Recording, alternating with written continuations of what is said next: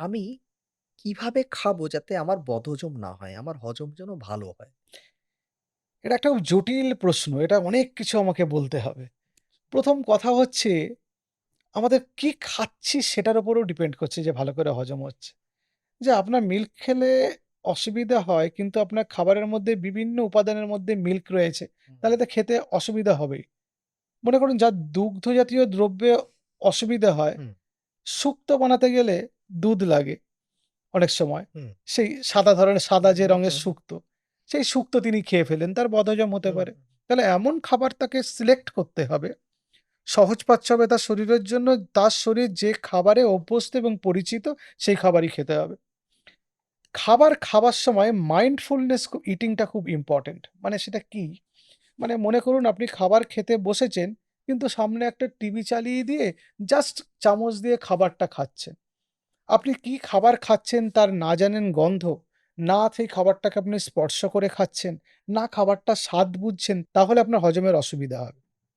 তাহলে খাবার খেতে গেলে খাবারের দিকে তাকিয়ে খাওয়া উচিত। চেষ্টা করতে হবে খাবার স্পর্শ করে খাওয়া উচিত। হাত দিয়ে খাবার খেলে সবচেয়ে ভালো। কারণ উষ্ণতা, তার টেক্সচার, তার গন্ধ এই সবকিছু হজমের সঙ্গে সম্পর্কযুক্ত। খুব দ্রুত না খাবার খেয়ে ধীরে সুস্থে আস্তে চিবিয়ে খাবার খেলে সে খাবার ভালো হজম হয়। কারণ চিবিয়ে খাবার খেলে খাবারের কণাগুলো ছোট, ছোট টুকরে ভেঙে যায়। সেটা আমাদের শরীরের মধ্যে গিয়ে পাকস্থলীর মধ্যে গিয়ে ইন্টেস্টিনের মধ্যে গিয়ে সেটাকে হজম করতে অনেক বেশি সুবিধা হয়। আমরা যে খাবারটা খাচ্ছি সেটা আমরা পোরশন কন্ট্রোল করে খেতে হবে। মানে আমাদের শরীরে বা পাকস্থলীতে যতটা জায়গা আছে তার 70% খেতে হবে। 30% জায়গা ফাঁকা রাখতে হবে। এবং আমাদের যে পেট থেকে ব্রেনে সিগনাল যায় যে পেট ভরে গেছে এই সিগনালটা পৌঁছতে ২০ মিনিট টাইম লাগে। ফলে আপনার যখন প্রচণ্ড খিদে পেয়েছে আপনি গোগ্রাসে খেতে আরম্ভ করেছেন, আপনার ব্রেন বোঝার আগে আরো খানিকটা আপনার খাওয়া হয়ে যাবে।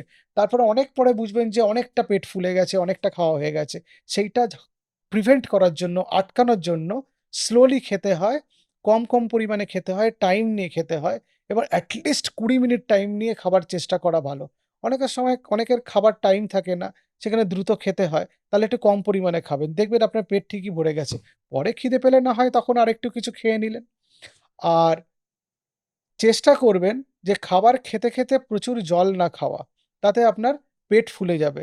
একমাত্র যাদের ওজন বেশি তাদের খাবার পরিমাণ নিয়ন্ত্রণ করতে আমি খাবার খেতে বসার আগে ২ গ্লাস থেকে ২.৫ গ্লাস জল পান করে নিতে বলি যাতে পেটটা ভরে যায়, যাতে তিনি খাবার বেশি না খেতে পারেন। খাবার খেতে, খেতে গলা শুকিয়ে গেলে বা মুখের খাবার আটকে গেলে অল্প সিপ বাই সিপ আপনি ওয়াটার ইনটেক করতে পারেন। কিন্তু একসঙ্গে অনেকটা জল আপনি খাবেন না। খিদে না পেলে খাবেন না। এরকম কোনো মানে নেই যে সারাদিনে ৩ টে বা ৪ টে খাবার খেতে হবেই, এরকম কোনো মানে নেই। আপনি যদি সুস্থ থাকেন, সারাদিনে একবার খেয়েও আপনি যদি আপনার ওজন ঠিক থাকে এবং আপনি সুস্থ থাকেন, কাজকর্ম করতে পারেন, সেটাই আপনার জন্য যথেষ্ট খাবার। আইডিয়ালি ডায়াবেটিস পেশেন্টদের জন্য আমরা বলি যে ৩ টে মেজর মিল খাওয়া এবং ২ টো স্ন্যাকিং খাওয়া। মানে ২ টো স্ন্যাকস করা। ৩ টে মেজর মিল মানে ব্রেকফাস্ট, লাঞ্চ আর ডিনার। ব্রেকফাস্ট আর লাঞ্চের মাঝখানে একটা স্ন্যাকস এবং লাঞ্চ এবং ডিনারের মাঝখানে আরেকটা স্ন্যাকস খেতে বলি। যাদের নাইট হাইপোগ্লাইসেমিয়া হয় তাদের রাত্রিবেলা আরেকটা স্ন্যাকস খেতে বলা হয়। খাবার খাওয়াটা একটা আর্ট। আপনি শুধু পেট ভরে সারাদিন ধরে বিভিন্ন অজুহাতে, বিভিন্ন উপায়ে অনেক, অনেক খাবার খেয়ে ফেললে আপনি সুস্থ থাকবেন তার কোনো মানে নেই। অনেকের ক্ষেত্রে যদি খাবার আমি নিয়ন্ত্রণে করার কথা বলি, তারা ভাবেন ডাক্তারবাবু কম খাবার খেলে তো আমি দুর্বল হয়ে যাব, কাজ করতে পারব না। আসলে তা হয় না। আমাদের শরীরে এরকম অনেক রোগ হয়, যেগুলো শুধু খাবার বেশি পরিমাণ খাবার জন্য হয়। যেমন আমাদের ডায়াবেটিস, স্থূলতা, উচ্চ রক্তচাপ, কোলেস্টেরলের সমস্যা এবং পেটের সমস্যা ইত্যাদি। খাবার না খেয়ে অনেক রোগ সারিয়ে ফেলা যায়। intermittent fasting এর কথা আমাকে বলতেই হয়। যেখানে আমরা একটা মেথড অফ ক্যালোরি ডিপ্রাইভেশন আমরা অ্যাডপ্ট করতে চেষ্টা করি intermittent fasting এর মাধ্যমে। যেখান থেকে আমরা প্রায় ১৬ ঘন্টার মতো না খেয়ে থাকি। ৮ ঘন্টার একটা খাবারের স্প্যান আমরা নির্ধারণ করি। অন্যভাবে intermittent fasting করা যায় 5:2 মানে ৫ দিন নরমাল খাবার খেয়ে ২ দিন কম খাবার খেয়ে OMAD বা 1 মিল a day আমরা করতে পারি। সেটা সারাদিনে একবার খাবার খেয়ে intermittent fasting করতে পারি। তাতে অনেক কঠিন মেটাবলিক অসুখ মানে বিপাক ক্রিয়ার জন্য যে অসুখ সেগুলো থেকে অনেক মুক্তি পাওয়া যায়। হার্ট হেলথও ভালো থাকে, কোলেস্টেরল ভালো থাকে এবং দেখা গেছে কম খেলে ব্রেন ফাংশন ভালো থাকে। যারা কম পরিমাণে খাবার খান, যাদের লিন বডি ওয়েট আছে, যাদের শরীর রোগা, তারা অনেক ভালো এফিশিয়েন্টলি ব্রেনকে কাজে লাগাতে পারেন এবং তাদের মেমোরি অন্যদের থেকে অনেক ভালো হয়। সুতরাং খাবার যারা কম খান তারা শারীরিকভাবে অন্যদের চেয়ে অনেক বেশি সুস্থ। শুধু একটা জিনিস দেখতে হবে ওজন কমে যাচ্ছে কিনা। আচ্ছা, আপনি বললেন যে পেট ভরে খাওয়া যাবে না। অন্তত 70% খান, 30% আপনি ফাঁকা রাখুন। কিন্তু আমাদের মায়েরা, ভারতীয় মায়েরা আমাদের সন্তানদের সবসময় বলে, "পেট ভরে খা, পেট ভরে খা।" সেই সমস্ত মায়েদের কি বলবেন?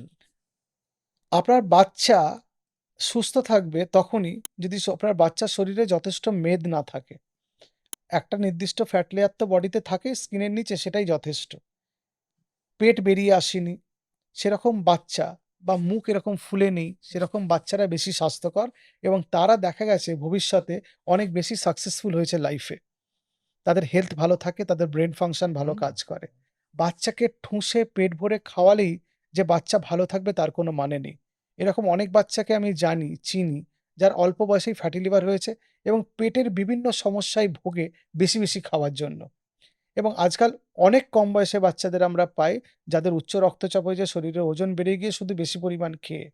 সুতরাং খাবার কম খেলে শরীরে রোগ কম হয় এটা সারা পৃথিবীতে বিভিন্ন বৈজ্ঞানিক গবেষণায় প্রমাণিত। সুতরাং বাচ্চাকে পেট ভরিয়ে খাইয়েই আপনি সুস্থ রাখতে পারবেন না। বরং নির্দিষ্ট পরিমাণ খাবার, নির্দিষ্ট ব্যবধানে সঠিক খাবার আপনি যদি খাওয়ান এবং বাচ্চা যদি রোগা থাকে এবং যদি ফিট থাকে, খেলাধুলা করে, অ্যাক্টিভ থাকে, পড়াশোনা করে, তাহলে সেই বাচ্চার ভালো। তাকে বেশি খাইয়ে তাকে অসুস্থতার দিকে ঠেলে দেওয়ার কোনো মানে হয় না। ওজন বাড়ানোরও কোনো মানে হয় না। ওজন বাড়ানোর কোনো মানে হয় না কারণ হুম, ওজন বাড়লেই তো এই মেটাবলিক হুম, ডিজিজ হুম। গুলো তৈরি হয়। ডায়াবেটিস, উচ্চ পরবর্তীকালে রক্তচাপ, অনেকগুলো কোলেস্টেরল। সমস্যা তৈরি হতে হ্যাঁ, ফ্যাটি থাকবে। লিভার, মহিলাদের পলিসিস্টিক ওভারিয়ান ডিজিজ, তারপরে অবস্ট্রাকটিভ স্লিপ অ্যাপনিয়া হুম, সব হুম, তো সব। আমাদের ওজন হুম, বেড়ে যাওয়া থেকে শুরু হয়। ইভেন ইউরিক অ্যাসিড ওজন হুম, বেড়ে গিয়ে হয়। তো না ওজন বেড়ে গিয়ে হাজার, হাজার অনেক অসুখ হতে পারে। কিন্তু ওজন কম থাকলে বা শরীর ঠিক থাকলে হুম। রোগ হবার সম্ভাবনা কম। আপনি আগের একটি ভিডিওতে বলেছিলেন যে আমাদের মাথার সঙ্গে পেটের একটি সম্পর্ক আছে। তাহলে এই যে হজম হওয়া বা হজম না হওয়ার সঙ্গে আমাদের মাথার কি কোনো সম্পর্ক আছে? হজম হওয়া বা না হওয়ার সঙ্গে যথেষ্ট মাথার একটা সম্পর্ক আছে।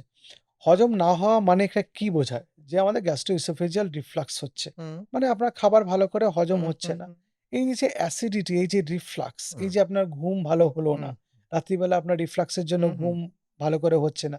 তার জন্য যেই কর্টিসল বেড়ে যায়, এই যে আনহেলথি রাইজ অফ কর্টিসল বা স্ট্রেস হরমোন যে বেড়ে যায় সেটা পেটের স্বাস্থ্য খারাপ করে। আমাদের পেটের যে ব্যাকটেরিয়া আছে, গুড ব্যাকটেরিয়া তাদের হেলথ খারাপ করে।